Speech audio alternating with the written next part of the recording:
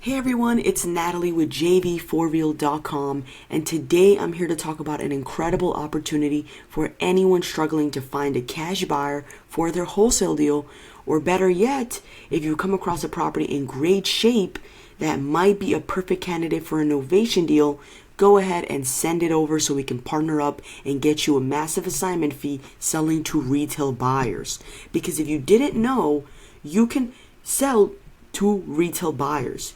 When you're wholesaling, you're selling to cash buyers, but when you're novating as an exit strategy, you're selling to a retail buyer who is going to pay way more than a cash buyer would have paid on that same deal. Got to partner up with us so we can take this property, novate it, and get you an assignment fee. We're going to do all the legwork with hiring the realtor, picking the best offer, explaining it to the seller, basically getting the deal from under contract, by getting the paperwork all the way to sold to a retail buyer and collecting our assignment fee at the end. So if you got a deal that is in great shape, send it over because it might just be a novation deal and we might actually be able to go ahead, novate it, and sell to a retail buyer.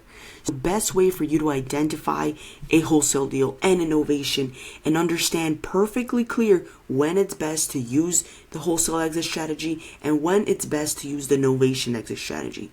So before I break it down, I want to start with the basics by having these side-by-side images showing you the difference, like visually seeing it.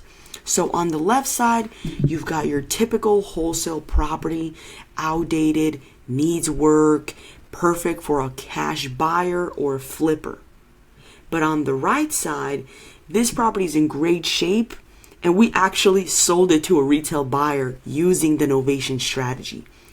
And the crazy part is all our cash buyers, when we were trying to assign it using the wholesale method, all our cash buyers were only able to pay us like $10,000, maybe $12,000 as an assignment fee. But we went ahead, used our brains, and sold to a retail buyer.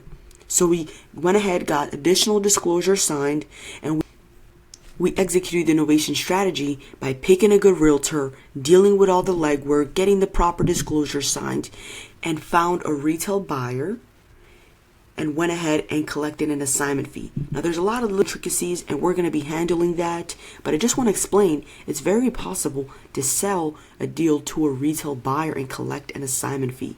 That's just the truth. So let's get into the differences. Okay, so what's the difference between these two strategies? Let's go ahead and break it down. We got the wholesale on the left side and we got the novation on the right side. So a wholesale deal, as you guys know, any condition works, a 30-day closing, 1 to 2 walkthroughs, your max allowable offer is around 50 to 60% of ARV, and you're selling this deal to a cash buyer investor. Now for the novation side of things, the property does need to be in great condition with little to no repairs. So we will do a clean out, we'll do landscape, we'll help the seller move, right? Moving expenses. We can do stuff like that, but we're not looking to do any big ticket items where we would need to put $20,000, $30,000, $40,000, $50,000 into the house. Typically, we're looking at properties that don't need work, or maybe they just need cosmetic work, but none of the big ticket items need to be replaced. So no roof needs to be replaced, no HVAC, right? There's no fire damage. The structure and the bones of the house is in great shape. Yes, some of the kitchen appliances might be outdated, or cosmetically, it might have like some old wallpaper. But for the most part, it's a great property in great shape that's been kept up to maintenance with. And we do typically need a 60-day closing because we are putting it on the open market, vetting retail buyers, dealing with appraisals, walkthroughs, inspections. And so we do typically need a 60-day closing for these types of properties. Now, typically we need 5 to 7 walkthroughs. So off the bat, the seller is going to need to allow us to have reasonable access to the house. So if the seller's telling you they don't want anybody checking out the house, they only want it to be you and that's it, that's when you really need to touch on these points like, hey, if you want it sold quickly, it's going to be at this cash price.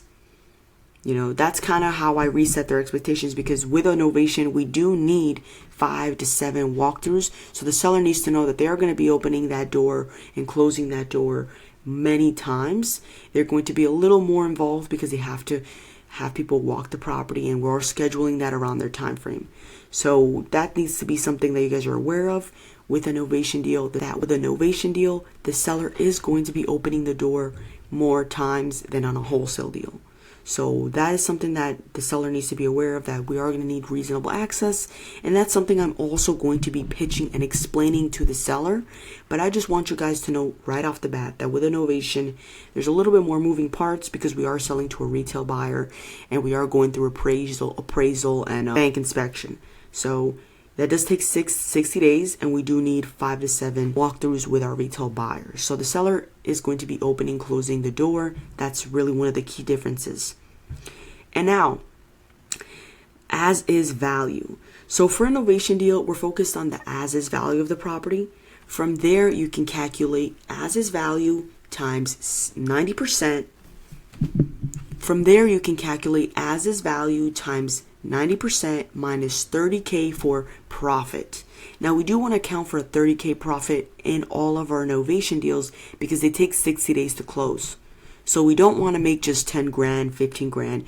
We want to make at least 30 grand, $30,000 profit at the very minimum, because these deals are time consuming and they take longer to close.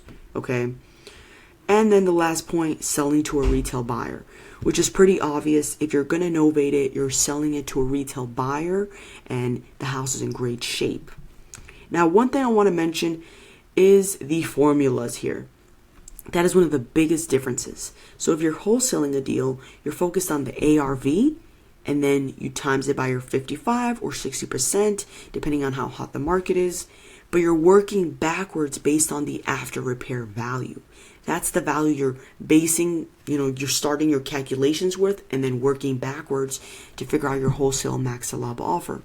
With a novation deal, it's a little different because you're not looking at the after repair value, because this house is not fully renovated.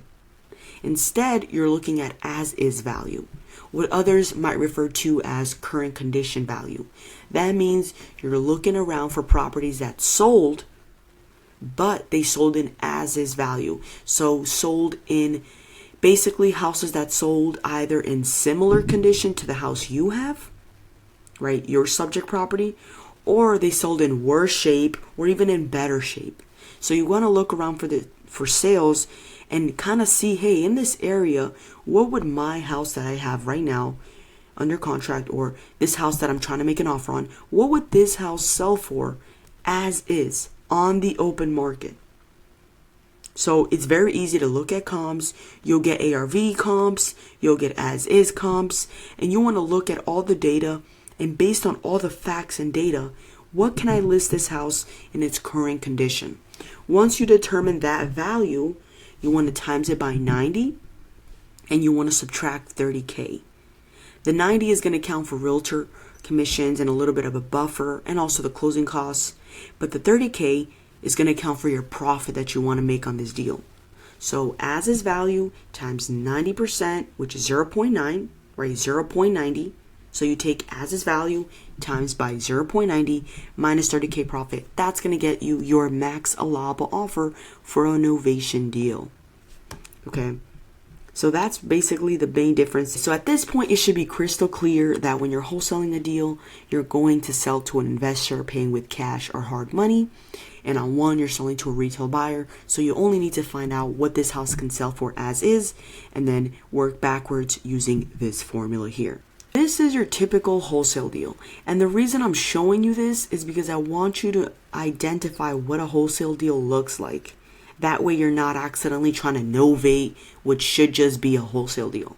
So let's look at the condition here.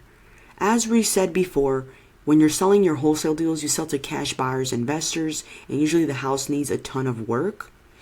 And yeah, look at these images. This would never, ever pass conventional financing, and you should never try to novate a house in this condition because it's not going to work. The retail buyer is not going to be able to pay because the bank's not going to fund. So if your house looks like this, you're going to have to wholesale it. So if your house looks like this, you're going to have to wholesale it. There's no way you can novate a house in this condition. So you have to wholesale it and sell to a flipper, and that's how you'll make your money with that house. Now, if we scroll down here, we're going to get pictures of a novation. So this is what your typical novation looks like.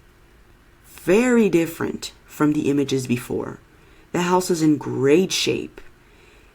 As you can see here, the kitchen is outdated, but the house is in great shape. Yes, this is not stainless steel appliances. These are not new cabinets. This house is not fully remodeled, but it's in great shape, and a retail buyer bought it. We actually went ahead and sold this house to a retail buyer. And we made way more than we would have as a wholesale deal. Because when we were shooting this out to our cash buyers, they were only going to pay like $10,000, maybe $5,000 as an assignment fee. But as soon as we turned on that switch and novated this to a retail buyer, guess what happened? We made $60,000 profit because we went ahead and we executed the novation strategy, which means we didn't have to be capped and sell to a flipper, right? Because a flipper has their formula that they're locked into, and they're not going to offer more than a certain amount. But you know who's not capped?